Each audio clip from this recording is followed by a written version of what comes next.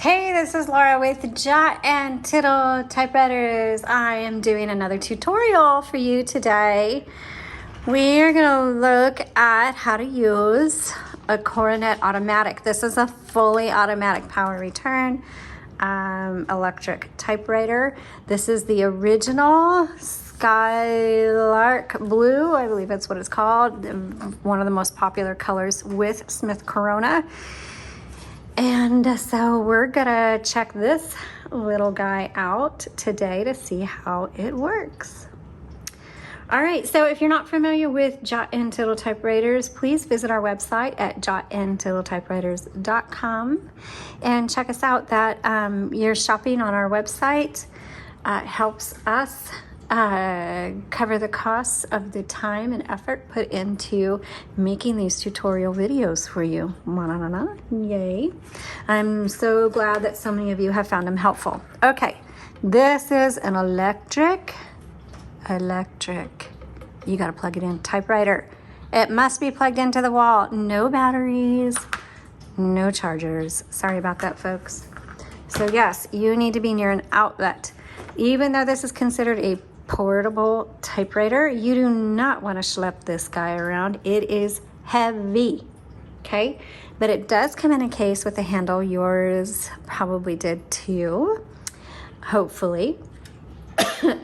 So if you're looking at yours, you probably are going, yeah, this guy's heavy. But it is considered a portable electric. So if you really want to take it somewhere, go for it. All right. Okay, so what you want to do, let's go ahead and start at the very beginning. A very good place to start. All right, I am not a singer. There is your paper holder. All right, keeps your paper from flopping over, which is very handy, believe it or not. Okay. And then these are your margins, so you're going to press them and drag them. Now, this whole thing is called a carriage, and it's only going to move as far as you have your margins set. So if they're set way out here, it'll move the full length, okay? But if they're all the way in to here, that's as far as it's gonna go. Now you hear that bell, and that bell is basically saying, hey, you're at the end of your margin, so you better stop typing, you better hit your return button so you can go to the next line, because unlike a computer, which automatically sends you to the next line, you have to manually go to the next line. And so that's why it's so important to set your margins and listen for your bell. Okay, now to move this carriage, there's a lever on each side. It doesn't matter which one you use, you just pull it in and move your carriage. Now you'll notice your carriage, when you pull that in, it's automatically gonna wanna go to the left, and that's just, it's got that drawband on it, it's got tension. That's what's used to move your carriage per character, you know. So if that drawband ever breaks, so if your carriage is ever loose, it's just like flopping all over the place, it's because your drawband is broken and you need a professional repair person to fix that for you. Now, if you are in the Branson, Missouri area, we can do that for you. And you can just give us a message. But if you're not in the Branson, Missouri area, then you may have to hunt for them. And the best way to hunt for them, I think, is there are some typewriter repair groups on Facebook. So if you go to Facebook and just like typewriter repair group, then that should come up. Now you probably find our page, because our page comes up when you type in typewriter repair. But in those groups are lots of knowledgeable people who can tell you where a repair person is and in your area. Okay, that was some extra information for you. You are welcome.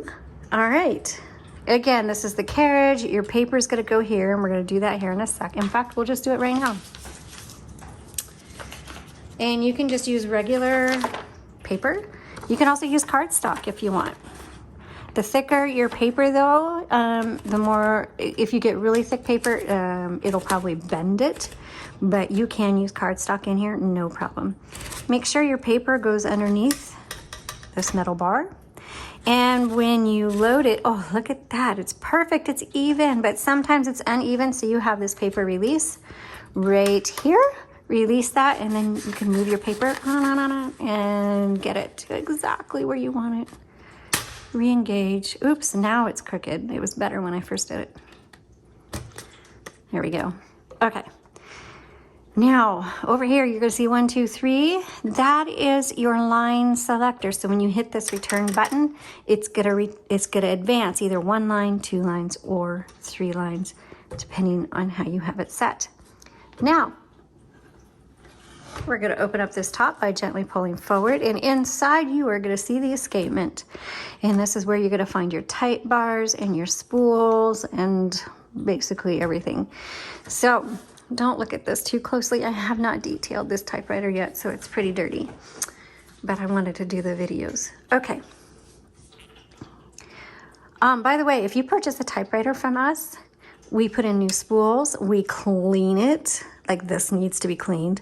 So I get in there and I clean it all out, and Rob gets in there and he makes sure that it's working, and he does any repairs that he is able to do. And I also recommend you watch the video, what's the difference between serviced, refurbished, and restored, so you know the difference.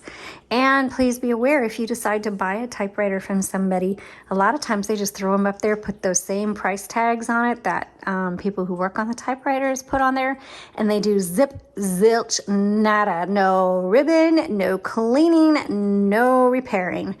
And the only reason we don't use repair is because when we have used that word in the past, people think that we have refurbished it, that it's working perfectly because it's repaired.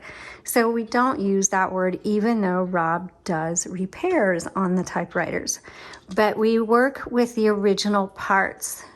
Sometimes we'll find parts off of other typewriters if we can, because we have some that we have in our shop that we use as parts machines. But for the most part, we use the original parts. Okay, back to the ribbon. This uses a universal ribbon, which we have on our websites. We have a couple options. If you just go to our website, jotandtittletypewriters.com, and check out our shop, you'll see some ribbon options. Now, if you have your own ribbon and you want ribbon, you have your own spool and you want new ribbon wrapped on it, we can do that. You just use the custom ribbon link, and that'll be in the description below. Okay, so when you change out your ribbon, you just pop it up, super, super easy, and pop in a new one. Just make sure it goes all the way down. There's a little pin that it has to go in one of those 4 holes, and you just kind of jiggle it. There we go. Now it's down. Straighten it out. Make sure black on top, red on bottom, and make sure it's threaded properly. I have a photo on the product listing for this. That link is also in the description below. Just go to that, find the photos, and you can save that photo for your reference. Okay, now some ribbons come with a grommet on them that auto reverse, but sometimes you have to manually reverse them, and this is your manual reverse button. Okay, you just go back and forth. And so that there is a lot of ink on this ribbon, so you just go back and forth on that ribbon 30, 40, 50 times before you need to replace it. All right, let's go ahead and turn this on. There's your power switch. Here's your color selector for your ribbon. There's black, there's red. This is your tab. So tab, you can clear it if you want. So on this one, I've noticed that you kind of have to hit the return handle a couple times to kind of set that tab. So let's see if it cleared it. Oh, that's a different one. So let's try clearing that.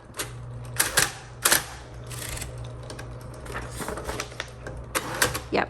So, and that's pretty common on these electric typewriters, is having, once you do your tabs, you almost have to hit the return a couple of times. So you can set it here. And then let's try that again.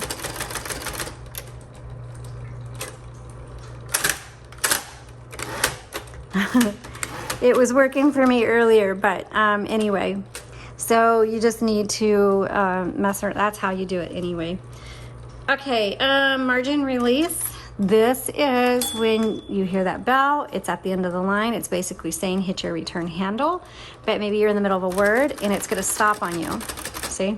If you hit MR, now you can keep going and then hit your return handle. Okay, you've got your shift lock. This is your backspace. Backspace does not erase, it only backspaces so you can type over it. Also on electric typewriter, you have 3 keys with an auto repeat. That's your dash, your period, and your X. Use that for Xing mistakes out or typewriter art or whatever, like a line between thoughts, divider, whatever you want. Copy set, that just determines how hard these type bars are gonna strike your paper.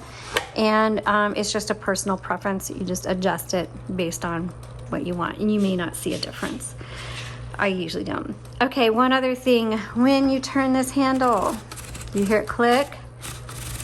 Sometimes, so that turns every half of a line. Well, sometimes you want something to line up just above that, but not the full amount, just slightly above it. So that half click just isn't going to work for you if you push this black button.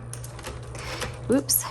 And turn the handle at the same time, then you can kind of do what you want and get it exactly where you want, okay? That's what that is for. And anything else? I don't remember. It's always good to watch a couple of my tutorial videos, and even the older ones that have everything in it, they're actually just as long as these, maybe shorter, because you'll learn something each time. And then on these, the